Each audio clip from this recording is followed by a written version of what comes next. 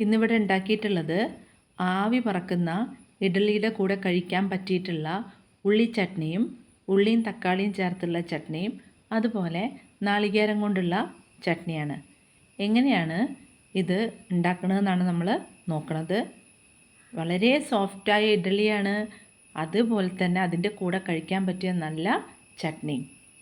എങ്ങനെയാണ് ഈ രണ്ട് ചട്നികളും തയ്യാറാക്കുന്നത് എന്ന് നമുക്ക് നോക്കാം.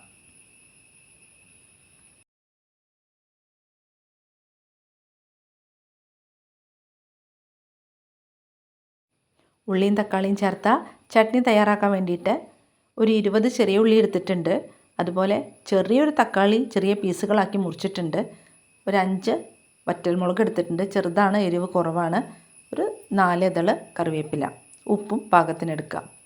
ചീനച്ചട്ടി അടുപ്പത്ത് വയ്ക്കുക, വെളിച്ചെണ്ണ ഒഴിക്കുക. ചൂടായതിൻ്റെ ശേഷം അതിലേക്ക് ചെറിയ ഉള്ളി ഇട്ട് കൊടുക്കുക. ചെറിയ ഉള്ളി നന്നായിട്ട് വഴന്ന് വരണം കേട്ടോ. നന്നായിട്ട് വഴന്ന് വന്നതിൻ്റെ ശേഷം മാത്രമേ നമ്മൾ തക്കാളി ചേർത്ത് കൊടുക്കാൻ പാടുള്ളൂ.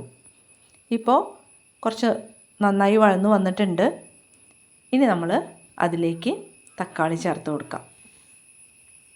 നന്നായി വഴന്നു എന്ന് ഉറപ്പ് വരുത്തിയിട്ട് തക്കാളി ചേർത്ത് കൊടുക്കുക. തക്കാളി ഒന്ന് ഇതുപോലെ തന്നെ വഴറ്റിയെടുക്കണം. തക്കാളി വഴന്നു വന്നാൽ അതിലേക്ക് നമ്മൾ ചേർത്ത് കൊടുക്കേണ്ടത് വറ്റൽമുളകാണ്. അതുപോലെ നമ്മളെടുത്ത് വെച്ചിട്ടുള്ള കറിവേപ്പിലയും കൂടി ചേർത്ത് കൊടുക്കുക. ഒരു 10 മിനിറ്റ് ലോ ഫ്ലെയിമിൽ കരിയാതെ നന്നായിട്ട് തന്നെ വഴറ്റിയെടുക്കുക. ഇങ്ങനെ ഡാർക്ക് കളറാവണം, കരിഞ്ഞൊന്നും പോകരുത്. തണുത്തതിൻ്റെ ശേഷം മിക്സിയുടെ ചെറിയ ജാറിലിട്ടിട്ട് ഇത്തരത്തിൽ അരച്ചെടുക്കുക. പാത്രത്തിലേക്ക് മാറ്റി വയ്ക്കാം.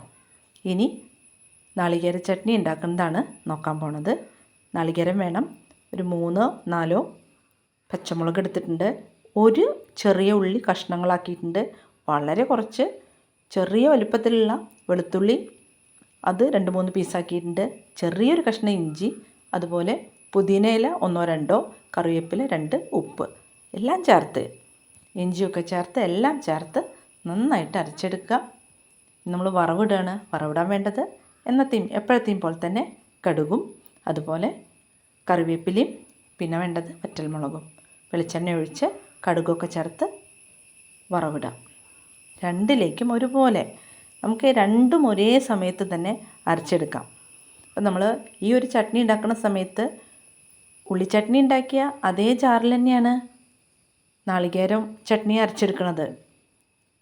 അപ്പോൾ ഇത് കഴുകാനുള്ള സമയമൊന്നും വേണ്ട. ഇപ്പം നമുക്ക് 2 ചട്നിയും തയ്യാറായിട്ടുണ്ട്.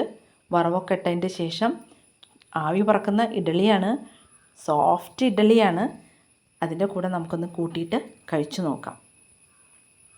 പൂ പോലുള്ള ഇഡ്ഡലിയാണ്. നോക്കൂ, ഭയങ്കര ടേസ്റ്റാണ്.